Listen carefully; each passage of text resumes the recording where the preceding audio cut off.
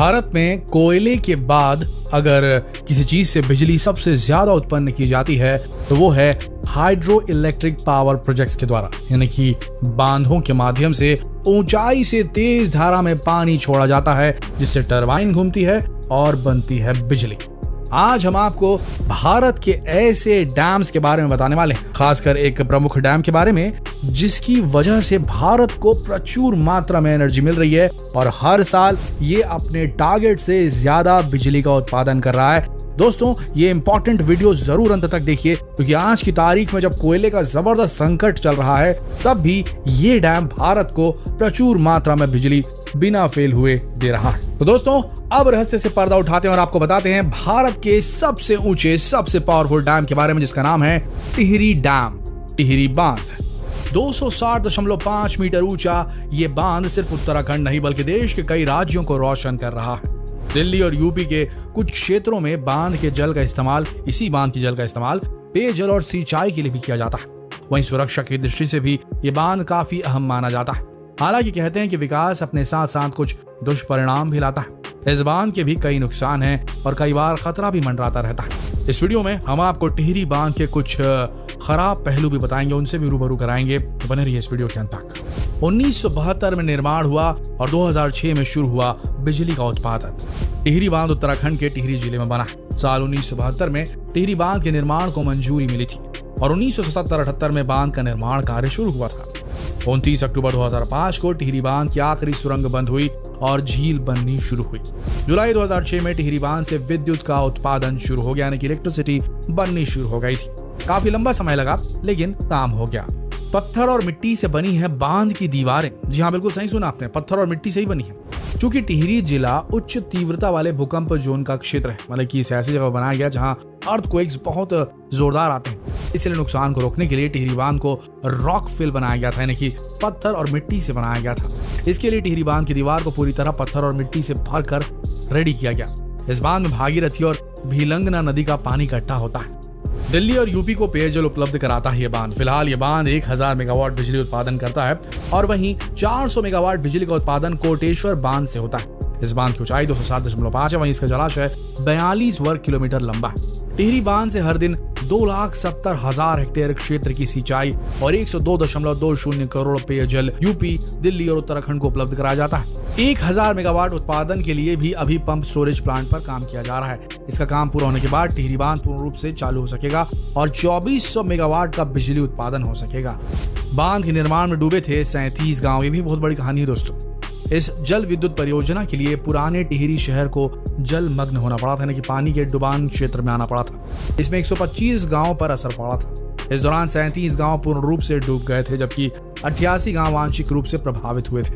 इन इलाकों में रहने वाले लोगों को नई टिहरी और देहरादून के आसपास के क्षेत्रों में फिर से बसाया गया था, विस्थापित किया गया था। आपको बता दें कि टिहरी बांध की 3 इकाइयां हैं।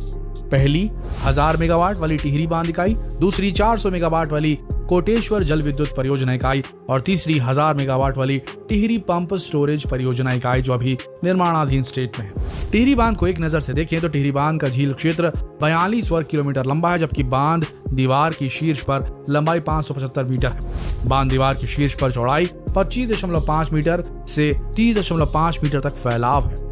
बांध दीवार की तल पर चौड़ाई 1125 मीटर है। आपको बता दें टिहरी बांध से हर साल 2000 करोड़ रुपए का फायदा होता है।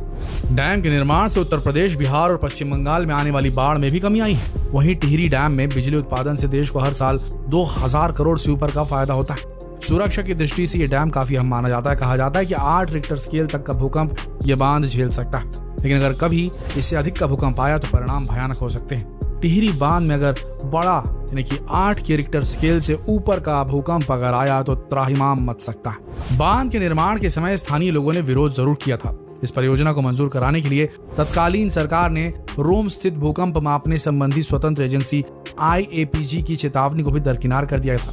तो दोस्तों, चेतावनी तो थी लेकिन अब डैम बनकर तैयार है और इससे फायदा हो रहा है अब तक। अगर टिहरी डैम टूटता है तो कौन कौन से शहर डूबेंगे, बहुत बड़ा सवाल है। उच्च भूकंप जोन वाले क्षेत्र में बना है टिहरी बांध, लेकिन टिहरी बांध अगर किसी बड़ी प्राकृतिक आपदा के चलते डैम टूटा तो पश्चिम बंगाल तक असर देखे जाने की आशंका है। सबसे ज्यादा असर ऋषिकेश और हरिद्वार पर पड़ सकता है। इन शहरों के पानी में डूबने की आशंका है। इसके बाद पश्चिमी यूपी के जिले बिजनौर, मेरठ, हापुड़ और बुलंदशहर में इसका असर देखने को मिल सकता है। यहाँ 10 मीटर पानी भरने की आशंका है। हैदराबाद स्थित नेशनल जियोफिजिकल रिसर्च इंस्टीट्यूट ने एक शोध के अनुसार टिहरी बांध मध्य हिमालय फॉल्ट दरार पर है। ये दरार तिब्बती प्लेट से बनी है। ये प्लेट भारत को लगातार 1 सदी के अंतराल में दक्षिण की ओर धकेल रही है, जमीन के अंदर ही अंदर। टिहरी बांध को 1972 में बनाया गया। तब तक हिमालय के विघटन की जानकारी उपलब्ध नहीं थी। तब इस बांध को इसी आधार पर डिजाइन किया गया था कि इस क्षेत्र में 7.2 रिक्टर स्केल से अधिक का भूकंप आ ही नहीं सकता। लेकिन बाद के वैज्ञानिकों ने शोध में पाया कि यहाँ 8.5 रिक्टर स्केल का भी भूकंप आ सकता है, जो इस क्षेत्र के लिए भयानक हो सकता है। दोस्तों, बांध वैसे तो बहुत सारे हैं हमारे देश में, लेकिन कुछ प्रमुख बांध हैं जहां से बिजली का निर्माण बहुत ज्यादा मात्रा में होता है। इनमें से ही दूसरे बांध का नाम भाखड़ा नंगल डैम है, जो हिमाचल प्रदेश में स्थित है। इसकी भी ऊंचाई काफी ज्यादा है। साथ ही ये 1350 मेगावाट उत्पादन की क्षमता रखता है। इसके अंदर इतनी कैपेसिटी है कि 9.34 अरब घन मीटर पानी सुरक्षित कर सकता है। इसके अलावा उड़ीसा का हीराकुंड डैम भी है, जो 13 जनवरी 1957 को बनाया गया था। संबलपुर से 15 किलोमीटर की दूरी पर स्थित ये बांध जो है, इसकी लंबाई जो है वो 26 किलोमीटर की और 347.5 मेगावाट विद्युत उत्पादन की इसकी क्षमता है। इसके अलावा नागार्जुना सागर डैम आंध्र प्रदेश में स्थित है, जिसमें 26 गेट एक साथ है। इसमें 11,472 अरब घन मीटर पानी सेव किया जा सकता है। इसे दुनिया में सबसे बड़ा मानव निर्मित झील भी माना जाता है। डैम में 8 इकाइयां हैं और वहां पर 815.6 मेगावाट की बिजली उत्पन्न होती है।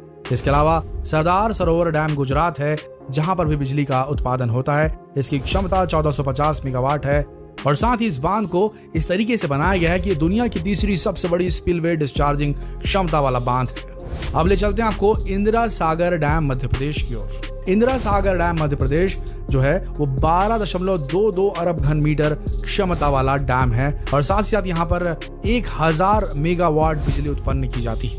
अब आपको दिखाते हैं भवानी सागर डैम तमिलनाडु। ये तमिलनाडु के ईरोड जिले में भवानी नदी पर स्थित है। 1947 के बाद भारत में शुरू हुई पहली बड़ी सिंचाई परियोजना यही है, जो 1956 में बनकर पूरी हुई थी। 33 मिलियन क्यूबिक फीट जलाशय की क्षमता के साथ 105 फीट की ऊंचाई है। अब आपको लेकर चलते हैं बानासुर सागर डैम केरला। भारत में सबसे बड़ा मिट्टी का बांध और एशिया में दूसरा सबसे बड़ा जो बांध है वो काबिनी नदी पर बनाया गया है। केरला के वायनाड जिले में कलपेट्टा से 21 किलोमीटर दूर स्थित है ये बांध बड़े पैमाने पर पत्थरों के ढेर से बना है। ये बांध गर्मी के मौसम में सिंचाई और पीने के पानी की मांग को पूरा करता है। चलिए अब लेकर चलते हैं आपको मेत्तूर डैम तमिलनाडु। मेत्तूर बांध का निर्माण तमिलनाडु के सलेम जिले में कावेरी नदी पर हुआ है, जिसमें 120 फीट की ऊंचाई और 1700 मीटर की लंबाई है। ये सबसे बड़ा भारत में निर्मित ये सबसे पुराने बांधों में भारत के सबसे पुराने बांधों में से एक है, जो काफी लंबा है। तमिलनाडु में मेट्टूर बांध सबसे अधिक बिजली उत्पादन करने वाला बांध है। यहाँ टूरिस्ट भी खूब आते हैं। चलिए आपको लेकर चलते कर्नाटका, जहाँ आपको दिखाएंगे तुंगभद्रा डैम। ये बांध कर्नाटक में सबसे प्रसिद्ध बांधों में से एक है। ये बांध लगभग 39 मीटर लंबा है। इस बांध की लंबाई लगभग 2441 मीटर है। ये बांध अर्धन ग्रेविटी बांध है। ये बांध कर्नाटक में स्थित है। इस बांध की स्थापित क्षमता लगभग 72 मेगावाट है। ये कर्नाटका का एक बहुत ही महत्वपूर्ण पर्यटन स्थल है। दोस्तों, ये थे वो बांध जो भारत में बिजली उत्पादन करते हैं और सिंचाई का भी काम करते हैं। दोस्तों, कैसा लगा आपको हमारा ये वीडियो और ये जानकारी, हमें कमेंट करके जरूर बताइएगा और जितना हो सके इस वीडियो को शेयर करें फेसबुक पर, व्हाट्सएप पर, यूट्यूब पर, ताकि बाकियों तक भी ये जानकारी पहुंच सके। फिर मिलेंगे एक और दिलचस्प वीडियो में। तब तक के लिए आप सबका इस वीडियो के अंत तक बने रहने के लिए दिल से धन्यवाद।